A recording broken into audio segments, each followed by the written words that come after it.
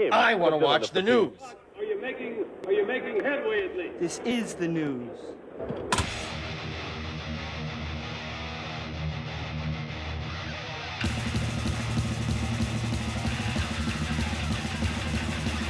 Smack-a-ma-gob, it's time for the only news that matters, and oh my god, man, Ozzy Osbourne has died. My friend called and told me, and you know, of course, the first reaction you get is, it's a hoax, you know? But no, it's not a hoax, man. Ooh. And yeah, it's just weeks after that final Black Sabbath show. This hurts, man. You know, those that follow me know that my favorite band of all time is Black Sabbath with Ozzy Osbourne, alright? Ozzy Osbourne Sabbath is my favorite band. First time I ever heard the man. I was only 6 years old in 71 when my brother had the Paranoid album. And I'll never forget that eerie voice on Electric Funeral. It was so impactful. A little kid. You know, and then later on, you know, it took many years till I started buying music and stuff. And sure enough, man, the first Sabbath album I bought was We Sold Our Souls for Rock and Roll. I had to have everything else. I had to have it, you know? And Blizzard of Oz, God, you know, I never got to see Sabbath in the 70s. I was lucky enough to see a reunion, but man, am I very lucky I got to see him with Randy Rhoads, you know? Oh, and every time he's been down here, you know? Since up to 2010, I went to every damn show. And I gotta tell you, I said this before, I was saying Ozzy's gonna be a train wreck at the Black Sabbath show. I did many news that matters about that. Well, I didn't say he was gonna be a train wreck. I said I expect him to be a train wreck. He wasn't. I thought he was freaking great, man. A guy with Parkinson's, okay, can't stand up, but man, he delivered. He freaking delivered. Ozzy gave a great vocal performance at the end of his life. You know, to calm myself down a little bit, I put on Sabbath Bloody Sabbath before I do the only news that matters. I couldn't make it through the... right when Ozzy started hitting those really high notes at the end, I had to turn it off. I lost it for a bit, composed myself, and said, you got to do the news. You can't listen to Ozzy music till after you do the news. But his music, man, is the soundtrack of my life. Another one gone. All our heroes are gone. You know? And he's the first of the original Sabbath, man.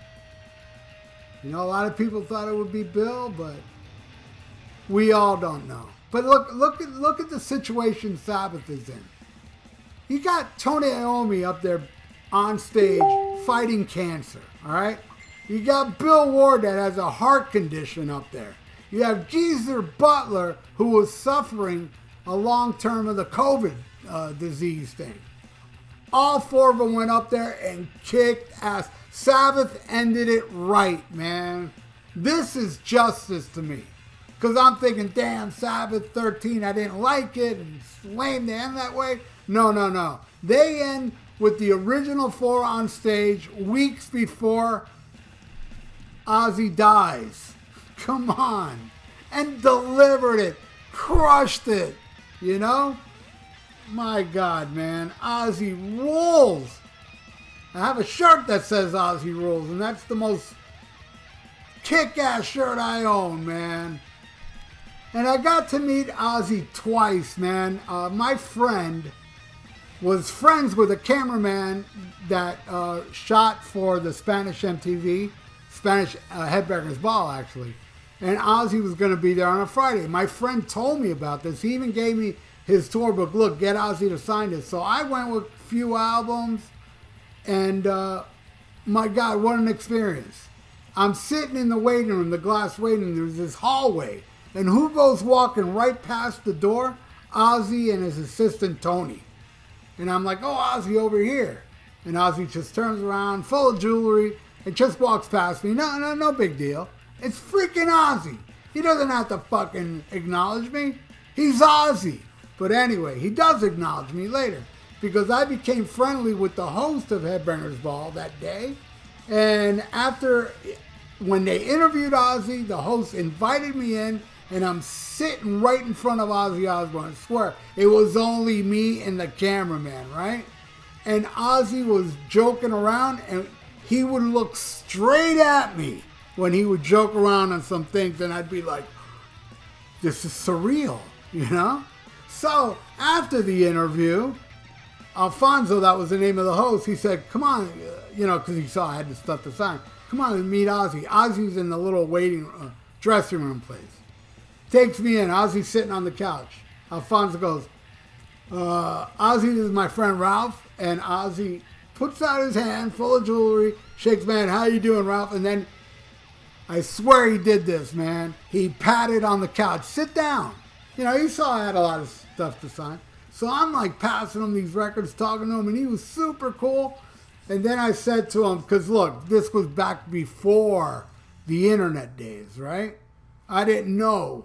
But I had a friend of mine that had a album from a band called Magic Lantern. You can look it up on Google. Magic Lantern.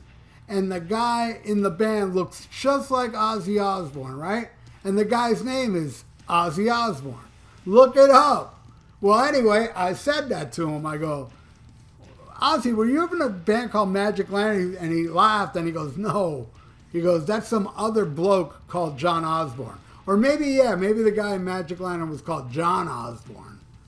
Yeah, and the second time was amazing as well, but not as amazing as the first time, because I actually had a little time with him, where to the point where I think after he signed all my stuff and I'm talking to him, and then when he was done talking, I just stopped him and I said, Ozzy, it's been such a pleasure, and got the hell out of his hair. You know why? Because he's Ozzy freaking Osbourne.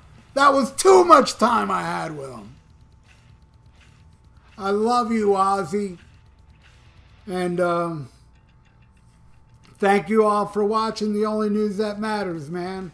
Play some Sabbath or some Ozzy for me, man. Even if you don't like it, play it. So you can wake up to what real music is. God bless Ozzy Osbourne. Schmack 'em a gob.